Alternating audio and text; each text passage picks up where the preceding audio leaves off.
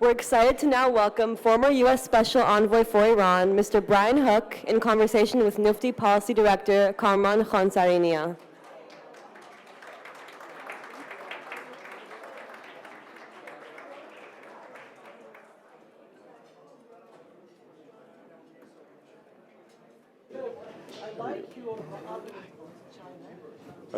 Are these microphones on? Yes? Well, I hope that you all enjoyed lunch, and a sincere thanks to the hotel staff for keeping us all fed and slightly on time here. Not being on time is my fault, but again, thank you all for bearing with us through this day. Mr. Hook, welcome back to NUFDI. Thank you so much for being with us again. It's really a pleasure. You're 1 year out from government service. How are you doing? How's the year been? Happy. Well, I want to jump right in now that you're so happy and try and get some good questions in. You, sir, as I think many of our guests here today, and as so many both Iranian Americans and Americans generally know, did not come from a purely Iran background. You were not, an Iran expert at a think tank. You hadn't necessarily, you'd worked on other areas of policy beyond just Iran. But one comment I often hear, again, whether it's from activists, folks inside the country, our community here in the foreign policy establishment, is a quote that Brian Hook knew the mullahs better than anybody. You identified them, and you were right on in your assessments, in your analysis, and the way you spoke about them, and you put a pretty fine point on it once, and I won't name the institution or the individual involved, when you responded to a question and said that you care a lot more, pay a lot more attention to what Ali Khamenei or the former Qasem Soleimani do than what Mr. Zarif says. So while many in this town are sort of focused on, the most recent coffee bar that Zarif gets his latte from, you were focused on some other things. How did you identify this regime and the mullahs so effectively? Nice of you to say, and it's really good to be in company with everybody here. Appreciate all the work that you do, Cameron. I did start working on Iran, I think it was back in 2006, and I was the lead negotiator on the UN Security Council working for then Ambassador John Bolton. And we put in place a multilateral sanctions regime against Iran. And so that was my first exposure to it. And we did 4 or 5 Security Council resolutions, 1737, 47, 1802, a couple others. And that was my experience. And the Iranian mission to the UN is there. We had confined their activities during the Trump administration to a smaller radius. Yes. The embassy, because the embassy, Iran uses, as you all know, Iran has a history of using its embassies as diplomatic cover to conduct assassinations around the world. And we have a mission at the UN. It's a propaganda wing of the regime. And when I would listen to the Iranian permanent representative of the UN, whoever it was at the time, I knew what the facts on the ground were in terms of Iran's nuclear program. And he would make these claims that Iran only seeks a peaceful nuclear program, which we all know is not true. And maybe we can talk about the Iran deal a little bit later. Then, during the Obama years, I was in the private sector and working away there. But coming back into the Trump administration, President Trump, I think, had a very clear and realistic and sober appraisal of the Iranian regime. And that guided us all 4 years we were in office. If you look at President Trump's Riyadh speech that he gave in, I think it was May of 2017, there were 55 Arab Muslim nations, and big parts of that speech were focused on Iran. And that put in place an Iran policy that I'm certain is the right approach to Iran. And so it took a little while. We were focused on things like North Korea. When I was heading policy planning, we were focused on North Korea and standing up to a rising China, dealing with ISIS. But we were able to eventually get out of the Iran deal, put in place a campaign of maximum economic pressure. We were able to get some Americans out of Evin prison, Xiaowei Wang and Michael White. And so I think we had put together a really credible, strong, effective policy against Iran. To your original question, I've not written books on Iran. I read books on Iran, but I benefited a lot from the work of people like, Karim Sajapour and Ray Takei, Haneen, her understanding of Lebanon, with Hezbollah, Joel Rayburn, Jim Jeffrey, Elliot Abrams. I've benefited enormously, Mike Pompeo. There's so many really good, smart people who are insightful and understand the problem set. And I was very fortunate. I had a president and a secretary of state that had my back, and I was able to execute a policy with a lot of support behind me. So speaking of that policy, and you brought it up in your remarks, Mr. Malley has been here in Washington before the Senate Foreign Relations Committee when he's not in Vienna, despite what most, I think, astute and fair analysts would say is a deal that the other side wants much more than anyone else. What is your assessment of where we are right now with the JCPOA? What will happen if the United States does re-enter into the agreement? I don't obviously want to ask you to make predictions about what's going to happen in the next few days or weeks, of course. But what do you see as the potential consequences of re-entering the deal that you advocated so strongly for the United States to pull out of? I think the original sin of the Iran nuclear deal is that it allowed Iran to enrich. And I know that was the original negotiating position, to dismantle their nuclear infrastructure and a lot of their advanced centrifuges. But in the course of the negotiations, that was lost. If Iran claims that it wants peaceful nuclear power, this is the world's leading state sponsor of terrorism, right? So when such a country is talking about peaceful nuclear power and they claim it's peaceful, they can put to bed any concerns people have by no enrichment. And if you look at over half of the countries in the world that have peaceful nuclear power, they do not enrich. They don't need it. And the example to follow is the United Arab Emirates. 11 years ago, they put in place nuclear power, no enrichment. That's a model for the region. It's a model that we need to really insist on in any negotiation. So when we got out of the Iran deal and Secretary Pompeo put out the 12 demands on Iran, at the top of the list is no enrichment. And anything less of that is going to set off an arms race. So imagine if you're in office, you come into office in the Trump administration. You remember when we were in the Bush administration, we negotiated the deal with UAE, no enrichment. Then we have a new Iran nuclear deal, which allows enrichment. And then you come and you're working around the region, and you're talking with other Arab nations about, hey, we'd like to sign you up for the gold standard, the no enrichment. And the answer that we got back was, tell you what, we'll take the same deal you gave the Iranians. And once you accept Iran enriching, it's near impossible to say to anybody else, you can't enrich. They can, you can't. That would be hypocritical. So we need to restore the standard. I don't see anything I'm out of office, and I don't track these things like I used to.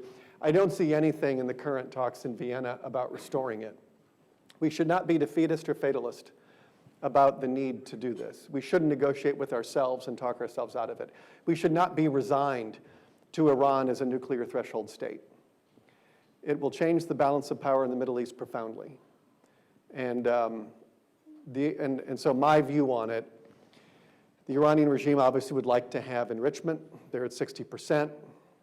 It's a capacity that is important to them, given the prior military dimensions of the nuclear program. If talking and dialogue worked, we would have solved this a long time ago. You have to put in place a campaign of pressure, diplomatic, economic, all of it.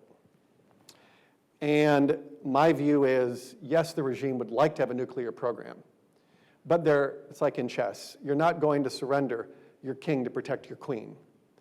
And I think the regime needs to understand that this is a non-negotiable issue. No enrichment. And that is where that has to be how all talks sort of are focused around that. You mentioned dialogue. I think it's in the press, in Washington, it's often unfairly said that the Trump administration, that your team did not engage in dialogue with Iran or was opposed to dialogue with Iran. But indeed, you all did engage with a good amount of dialogue with Iran, and I think it was with Iran, not the Islamic Republic. You all engaged so much with the Iranian people, be that the Iranian American community in this country, many of whom I think have met you across the country at town halls you had in Texas, here in Washington and California. You also directly engaged the Iranian people, you, the secretary, the president. But the folks currently in office claim the mantle of dialogue. Why was it important for you all, from yourself up the chain of command, to engage in dialogue not only with, of course, the regime, as one has to for diplomatic reasons, but with the Iranian people, with the Iran, not the Islamic Republic? As I've gotten around the world and met with the Iranian diaspora and studied what's happening inside Iran itself, my conclusion is Iranians thrive all over the world except Iran. And it's a tragedy, given the enormous capabilities and talents and genius of the Iranian people. I remember President Trump in one of his speeches at the UN said the longest suffering victims of the Iranian regime are the Iranian people. And I'm very hopeful about the long-term prospects of the country. Unfortunately, they are under the violent sort of rule of this corrupt theocratic regime. And it does not represent the will of the Iranian people. Somebody like Javad Zarif is beguiling. And it presents a storefront. I will give the mullahs a lot of credit for marketing. They're very good at presenting people. And they also benefit from useful idiots who occupy chairs in some Washington think tanks and some universities in the United States. I won't ask you to name names, but we can can talk off stage. But I imagine the Iranian regime looks at them with some mixture of gratitude, astonishment, and contempt. But the regime is very good at misrepresenting what it really is about. So going back to your earlier question, we just very much were focused on what the Iranian regime did, and a lot of what it does to the Iranian people. And so as I look around the region and get around the region, where you see high degrees of Iranian interference, the regime, that would be in Iran or in any other countries like Lebanon, Syria, Iraq, Yemen. You see poverty, violence, sectarian violence, corruption, misery, all of these things. When you look at those countries where Iranian interference is at its lowest, you see countries that are investing in their people. It's hopeful, it's prosperous. It's an entirely different offering. So 2/3 of the Iranian people were born after the revolution. And I think they look across the Persian Gulf and they see what's happening in their neighboring countries and want the same thing. And so I'm hopeful over time that the Iranian people will have a truly representative government. They don't have it now. And I just thought it was important for us to support them. Our Farsi media platforms were had some of the highest engagement of any government in the world. And so we spent a lot of time tracking what was happening in Iran, reaching out to them, and doing a lot of engagement. And so I don't know if that's continued. I was proud of it. It was important work to do. Well, but before I go on to the next topic and sort of 30,000-foot view above Iran, because of what you just talked about, you certainly made yourself lots of friends, I think, in the Iranian American community. So many people who are here today, and I'm sure that they would relish the opportunity to thank you. So we all really do thank you for all that you did in your time. Okay.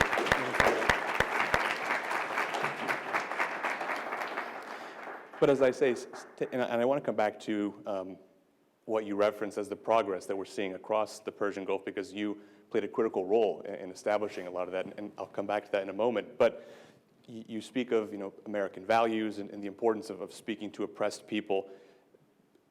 that's not only a debate we're having on Iran right now in Washington, much more broadly.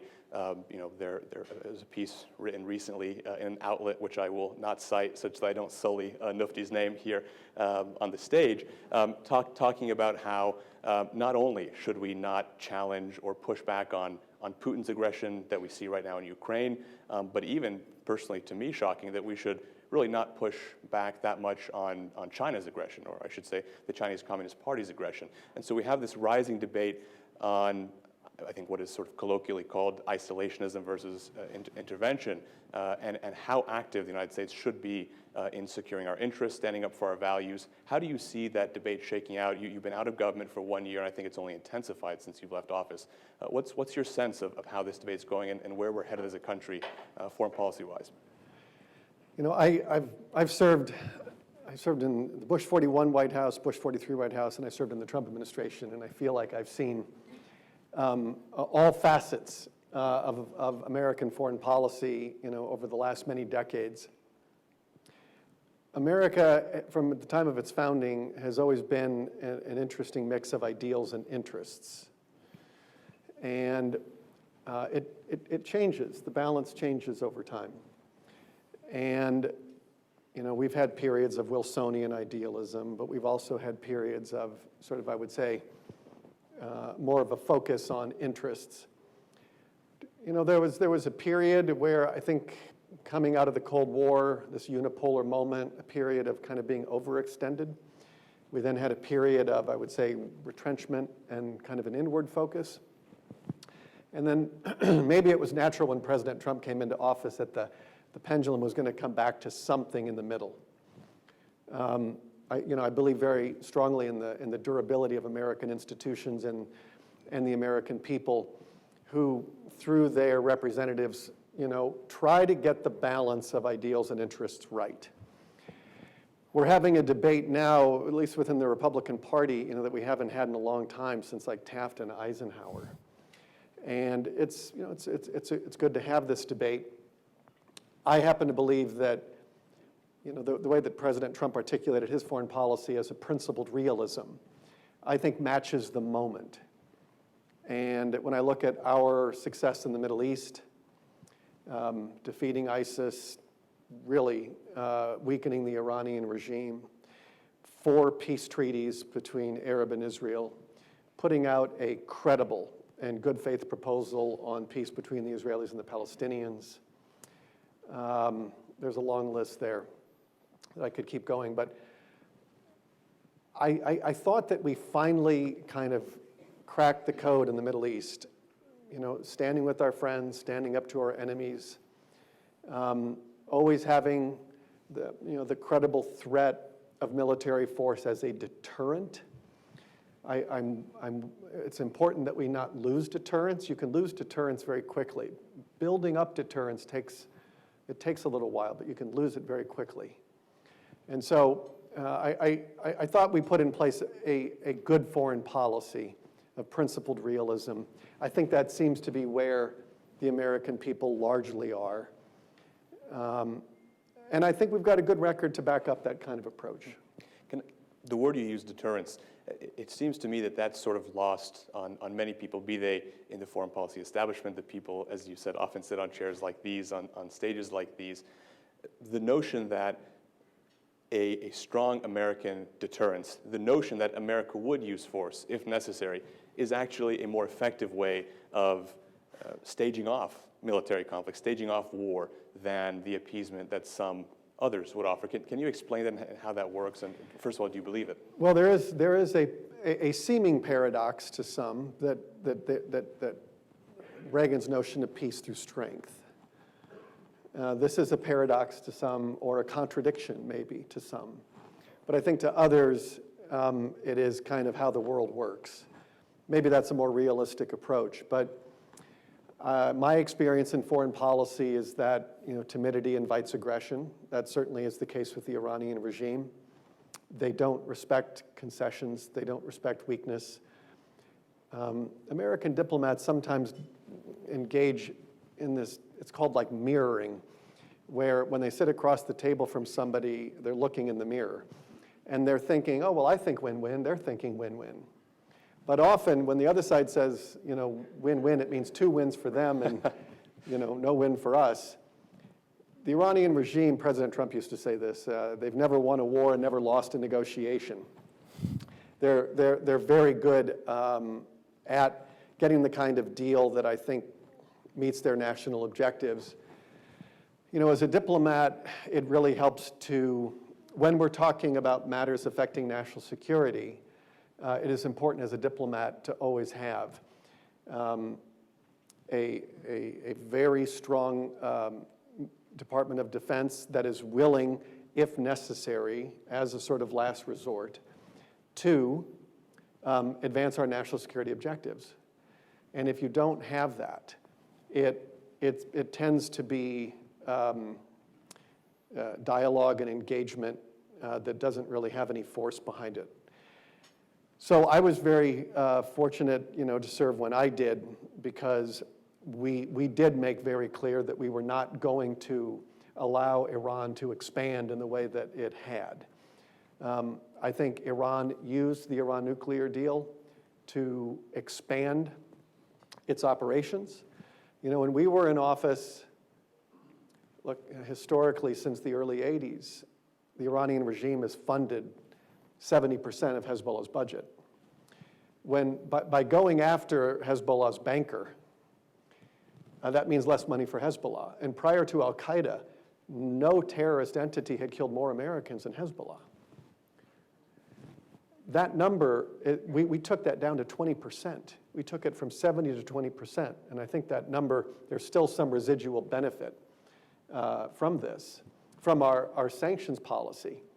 I'm very worried that if we decide to then act like Tehran's Chamber of Commerce in the Iran nuclear deal and encourage business, lifting all the oil sanctions, putting them back on the SWIFT system, opening up Iran's economy, that money doesn't go to the Iranian people. It goes to Hezbollah, Hamas, PIJ, the Houthis in Yemen. It doesn't go to the Iranian people.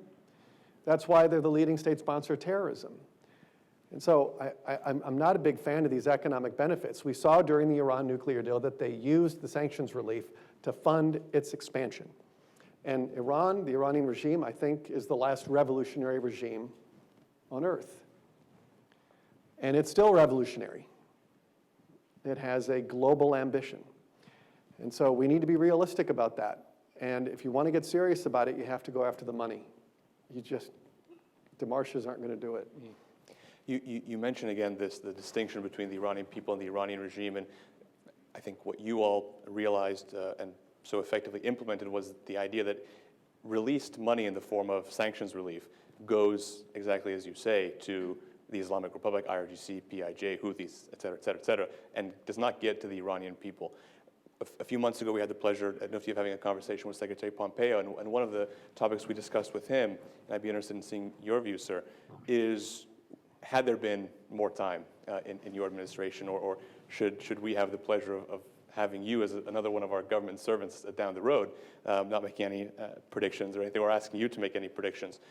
Do you think that there would be a what I want to call an adaptation to the Iran policy, which would be, as opposed to only maximum pressure on the regime, which was effective and necessary, as you say, begin to have some more tangible elements of maximum support of the Iranian people? I know, as you all did so effectively, words of confidence, words of support mean so much. We saw Pouya Bakhtiari, whose uncle we're about to hear a message from, thank Secretary Pompeo for highlighting his son's story.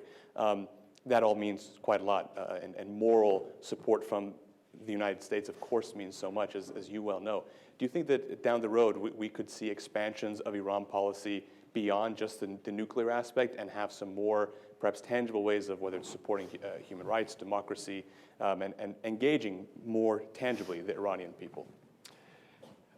Yes. I think I very much support the policies that we put in place. I would urge their continuation. I think that they're necessary. The thing that worries me a lot is, and I was just in the region recently, there is a lot of concern that if we go back to the Iran nuclear deal, which many of our partners in the region viewed as a betrayal, that Iran is going to expand. And it is going to have a lot of consequences for countries like Israel and Saudi and Bahrain, UAE. I mean, UAE has now been bombed 3 times by the Houthis. This is a tribal militia that is using cruise missiles and other things. And this is all courtesy of Iran. So this is proxy warfare. This is the gray zone that Iran is very good at. So I think it's unquestionably the right policy, the one that we put in place. All I can do is recommend it. Elections have consequences. We didn't get a second term. Our maximum pressure campaign only was in place for about 1.5 years. Right. We were, in some ways, just getting started. For the first 6 months, we had to do oil waivers, and then we had about 1 year, and then that was it. But Iran, when we were in office, was facing its worst economic and political crisis of the regime's 41-year history. And honestly, when we're talking about this regime particularly, that is an important thing, because I believe that we were standing with the Iranian people by doing those sorts of things. That's how we support them. And I remember we had protests, it was in November? Yes. Protests in every province. And I asked one of our agencies to do an analysis of what the nature of the protests were. This is when they cut the gas subsidy. And I remember when we put in place our sanctions, the mainstream media and a lot of the commentariat, the experts. The experts. We're all saying that this will have a rally around the flag effect, and that these sanctions, A, are going to be ineffective because we're going it alone. We're not with the UN, so it's going to fail. We proved that wrong in a big measure. And then 2, this would cause the Iranian people to rally around the regime. The analysis that came back, there was not one protest against the United States in November. So our press gets it completely wrong again, and a lot of our commentariat got it completely wrong. This is, I think, when you stand sort of with the Iranian people and stand against the regime, the Iranian people understand it in a way that our press doesn't and a lot of our experts don't. And we just have to have a high conviction rate in our strategy and ignore the noise.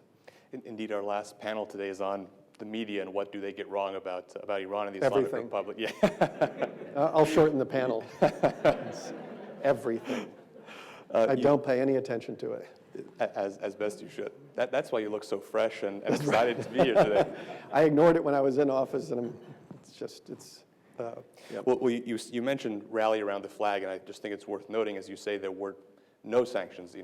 Our friends here like Saeed Qassim-Najad and others have monitored these protests and done some really fascinating analysis. The chants that we did hear in Iran that were related to America were, our enemy is right here. They lie when they say it's America. So indeed, it was the opposite. And you reference rallying around the flag. I would argue that if Iranians rallied around a flag, it was one of 2. One was the American flag when they refused to step on the flag. You that was a great moment. The famous images. Powerful moment.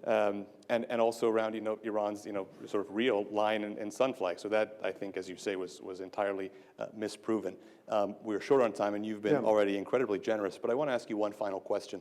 You mentioned your recent travel to the region. Of course, after you worked on Iran policy, you played a really critical role in the establishment of the Abraham Accords. And I know you sort of jet-setted around the region. I'm sure had some long nights and a bunch of hotel rooms across the Middle Eastern desert.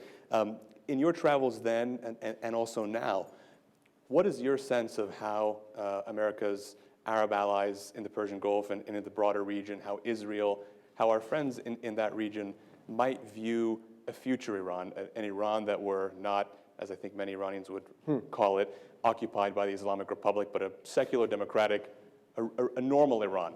How do you think that they would welcome that? And if our friend Len Khodorkovsky would hear, he would ask me to use the term Cyrus Accords. Is there some potential for that?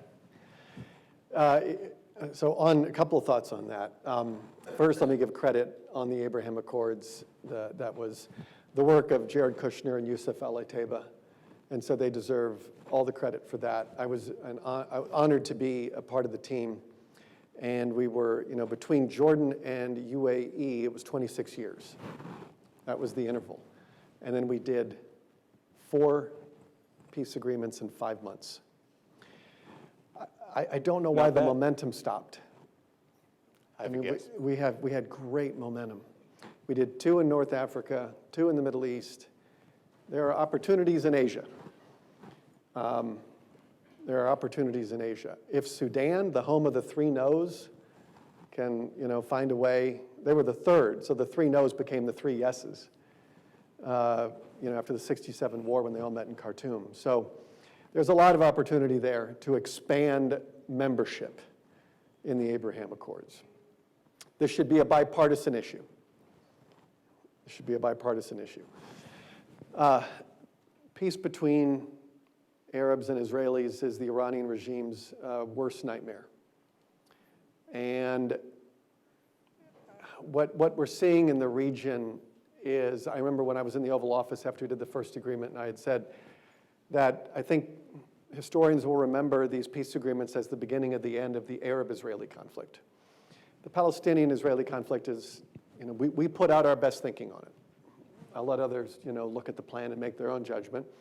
But our partners in the region thought it was a good faith proposal. It was serious. It was credible. We had a number of ambassadors from Arab countries in the East Room with the Israeli Prime Minister and the President when it was rolled out. So I was proud of the work that we did there. I hope it gets resurfaced at some point. But the Abraham Accords are a defeat for Iranian foreign policy. And I will say this about Iran's foreign policy, is that it did help bring together the Arabs and Israelis in ways that we didn't think possible. Because Iranian aggression against countries like Israel and UAE and Bahrain, we were able, because of our Iran policy, to bring these countries together on a platform to deter a common threat. And that forum opened other doors, other diplomatic doors. And those doors are the Abraham Accords. So Iran's foreign policy backfired because it is just so expansive. And I'm very pleased that after UAE was attacked by the Iranians through the Houthis, that the Israeli Prime Minister reached out to Mohammed bin Zayed and said, we want to offer security assistance, cyber assistance, coordination, intelligence sharing. That's great. It's a great development. It's one of the many fruits of the Abraham Accords. The economic benefits are enormous. And other countries are going to join. But there's only one country that can facilitate it, and it's the United States. And if we don't do it, there'll be no more Abraham Accords. If we cozy up to Iran, there will be no Abraham Accords. It just ends. So I would like us to put in place, if you have the right Iran policy, you get dividend checks in the mail. But if you don't, it is very counterproductive to a lot of our other objectives in the Middle East. My final question, because we're last on, and it's a bit of a follow-up. If the Iranian people, as you mentioned the 2019 protests, they've bravely gone to the streets, they've been shot down, unfortunately. I think most people agree that, like the Soviet Union, at some point, the people will succeed in their mission to have a secular democracy. Are you hopeful for that day? And do you think that the United States, our partners in the region, can at some point, with a different government, reestablish good relations with Iran? I am hopeful. I'm hopeful about the broader Middle East. I think when you look at a lot of the countries in the Gulf, I think that represents the future of, look, we had Pope Francis in the Gulf just a couple of years ago. It's extraordinary. There's a lot of very big things happening around the region. It's changing before our eyes. I was in Saudi recently, and I was talking with a Saudi citizen who said, if you go on vacation and you come back, your country's different. The pace and the scale of change in Saudi is enormous and completely underreported. And I think when I look at Iran, I am very hopeful. It's not going to be linear. It's not going to be linear. But, in that video I did, I know that we'll return the keys of the Iranian embassy, to the Iranian people. Very hopeful about that day. I think the Iranian people want it. When you look at, the broader Persian history, of tolerance going back to Cyrus the Great and forward, today the regime blocks people from visiting Cyrus's tomb. So that's where we are, with this regime. Great figure like Cyrus the Great. And so I think the regime, I think the Iranian people are much closer to Cyrus the Great than they are to the clerics. So, and the regime knows this. They know this. They know this very profoundly. Well, on that most optimistic Yeah. note, I appreciate Great. it. Thank you very much. Former U.S. Special Envoy for Iran, Brian Hook. Thank you. Thank you, Cameron. Thanks. Okay. Thank you. Thank you